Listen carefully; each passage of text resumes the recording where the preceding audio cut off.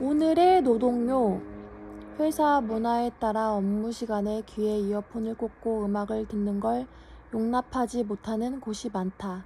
다행히도 내가 일하는 곳에선 그것을 개인의 업무 스타일로 인정해준다. 실제로 그렇다. 음악은 업무 효율을 높이기 위한 좋은 방법 중 하나다. 다이내믹한 카피를 쓸 땐 비트가 빠른 음악이, 진중한 카피를 쓸 땐 차분한 음악이, 감성적인 카피를 쓸 땐 청승맞은 음악이 감정이입에 도움이 된다. 이것을 오늘의 노동요라고 부르는데 이보다 적절한 표현은 없을 것이다. 노동요, 일의 능률을 높이거나 즐겁게 하기 위해 부르는 노래의 총칭. 오래전 우리나라에서 땅에선 모를 심으며 바다에선 노를 저으며 해야 대해야 어기어차 노래를 부르지 않았던가. 단지 요즘 세상엔 사무실에서 노래를 부를 순 없으니 듣는 것으로 변질되었을 뿐, 불행인지 다행인지 아직도 많은 사람들이 한국인의 농업적 근면성을 이어받아 오늘의 노동요에 따라 사기가 좌우된다. 나 역시 회사에서 혼자 하는 일을 할 땐 귀에 이어폰을 꽂고 있다.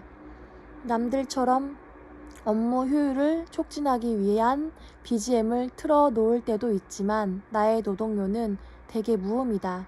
아무 소리도 나오지 않는다. 그렇다면 이어폰은 왜 끼고 있냐고? 이유는 심플하다. 저에게 말 걸지 마세요. 지금은 혼자 있고 싶어요. 라는 말을 온몸으로 표현하는 것이다. 회사에서 일을 할 때 성가신 순간 중의 하나가 한창 집중하려는 찰나에 누군가 맥을 끊을 때다. 맥이 끊기면 맥이 빠진다.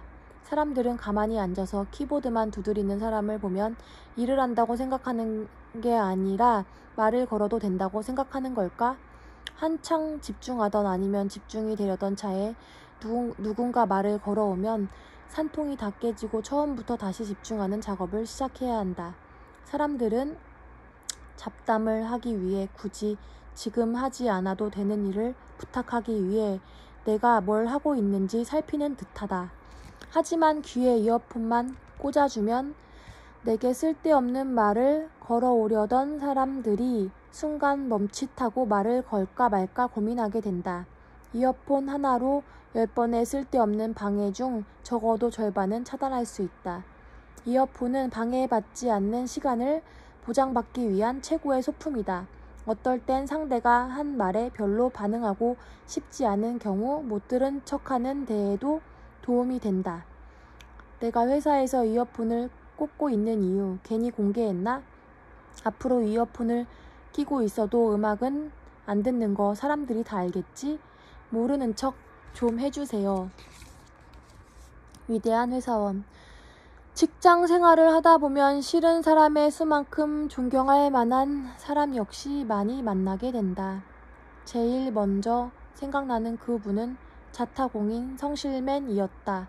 책임감이 강해서 문제가 생기면 솔루션을 찾기 위해 이리 뛰고 저리 뛰는 분이었다.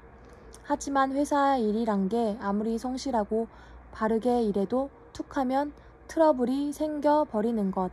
그날은 회의 도중 그와 그의 팀장 사이에 작은 말다툼이 있었다. 바람을 쐬러 회사 옥상에 올라갔는데 그가 노을 진 마천루를 바라보며 한숨을 쉬고 있었다.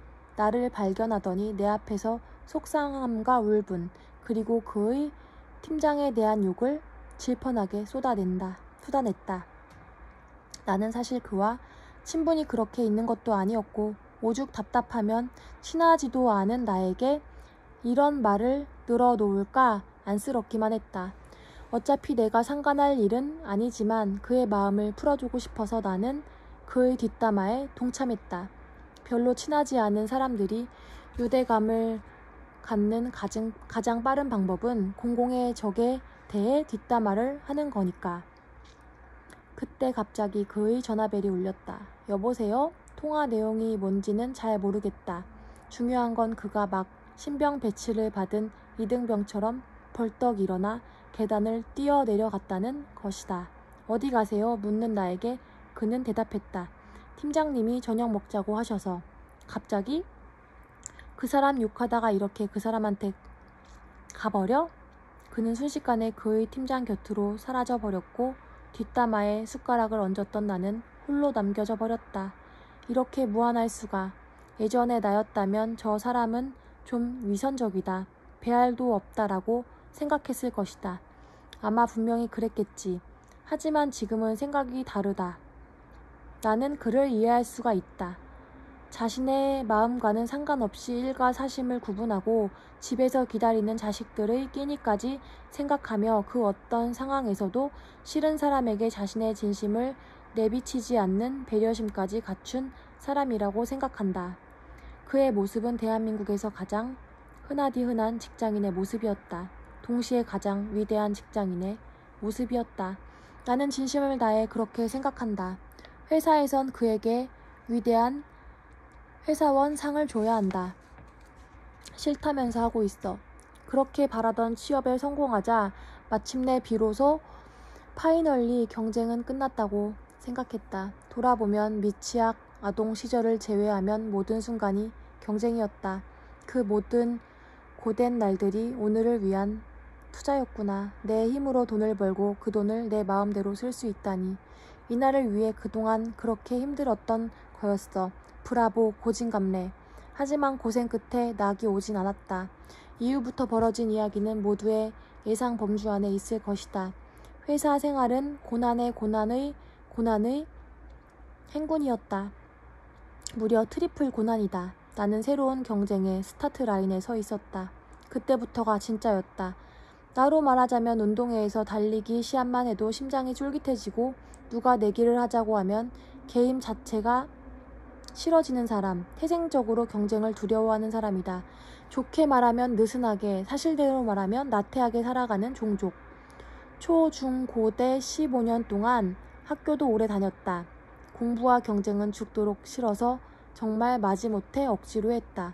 그나마 그것을 견딘 것은 내 인생에 대한 마지막 책임감과 미래에 대한 두려움 때문이었다. 체질에도 안 맞는 경쟁을 해오느라 나는 이미 지쳐 있었다. 강조하건대 정말 지쳐 있었다. 광고회사는 크리에이티브가 전부라고 누가 그랬나. 모든 회사가 경쟁이 치열하지만 광고회사는 더 그랬다. 모든 것이 경쟁으로 시작해 경쟁으로 끝났다. 새로운 광고주를 영입하기 위해 다른 회사와 경쟁 PT를 하고 같은 회사 내에서 다른 팀과도 아이디어 경쟁을 하고 같은 팀 안에서 다른 팀원과도 경쟁을 해야 했다. 아이디어 내는 걸 좋아하는 사람들이 한데 모였으니 아이디어 회의는 그야말로 자존심 싸움의 현장. 말로 하지 않을 뿐이지 매 순간 심판대에 올랐고 순위가 매겨졌으며 최선을 다하지 않을 땐 여지없이 무언의 단두대에 올라야 했다. 그리고 그 많은 경쟁 중 가장 치열한 경쟁은 나 자신과의 경쟁이었다. 나와의 경쟁이라니 자기 개발서에 나오는 말인 줄 알았는데 남들이야 둘째치고 어제의 나보다 앞서지 않으면 남이 먼저 알아챘다. 걔 아이디어 맨날 똑같잖아. 뭐 새로운 건 없어? 더 없어? 이게 다야? 라는 말을 듣기 십상이었으니까. 하다못해 학교에서의 경쟁은 학점으로 쌓이기라도 하지. 회사에서의 경쟁은 성과로 쌓이는 것이 아니었다. 어제 잘한 건 오늘의 숙제 앞에 아무짝에도 소용없었다. 세상은 나 자신을 사랑하라 라고 말했지만 진짜 세상은 나 자신을 이겨라. 그렇지 않으면 죽음뿐이라며 실형을 선고했다. 그 경쟁 속에서 어떤 이들은 승승장구했고 어떤 이들은 소리소문 없이 사라졌고 또 어떤 이들은 승승장구하다가 사라졌다. 나는 늘 자신이 없었다. 오늘을 견디고 내일을 견딘다고 해도 이 일을 하는 동안 끊임없이 마주할 긴장감을 내가 견뎌낼 수 있을까? 내가 이 일을 얼마나 계속할 수 있을까? 매 순간 조여오는 압박감은 밥벌이를 하고 있는 순간에도 밥을 먹는 순간에도 앞으로의 밥벌이 걱정으로 이어졌다. 선배들 역시 이런 내 성향과 불안함을 눈치 빠르게 감지했다. 내 면전에 대고 내가 3년도 못 버티고 나간다에 내 손모가지를 건다 라고 예언한 사람도 있었다. 그런 말을 들을수록 나란 존재는 점점 작아져 아예 사라지는 것 같았다. 내가 이 업에 대해 너무 모르고 꿈과 희망만 가지고 입사한 것 같아 번번이 도망치고 싶었다. 하지만 놀랍게도 그 상태로 10년이다. 자신이 없다고, 더 못할 것 같다고 입버릇처럼 말하면서도 같은 회사에서 10년째 버티고 있다. 동기들 중 반 이상은 이미 퇴사했다. 다른 광고 회사로 다른 업계로 제 앞길을 찾아 떠났다. 능력 없는 사람이 회사를 꾸준히 다닌다고 했던가. 내가 그랬다. 원래 들어올 때부터 남들보다 좀 부족했으니까. 그래서 10년 동안 옥녀처럼 쑥과 마늘을 먹고 수양하면서 변신할 날을 기다리고 있는 모양이다. 이런 삶 또한 의미가 있다고 생각해도 되겠지. 그렇지 않으면 견딜 수 없다. 남과의 경쟁에선 자주 밀리지만 나더러 금방 포기할 것 같다고 말했던 사람들과 계속할 자신이 없던 나 자신에게 맞서서는 아직 이기고 있는 중이니까. 더 넓은 세상으로 나가진 못해도 한 자리에 앉아 아직도 끈기 있게 꼼지락거리고 있으니까.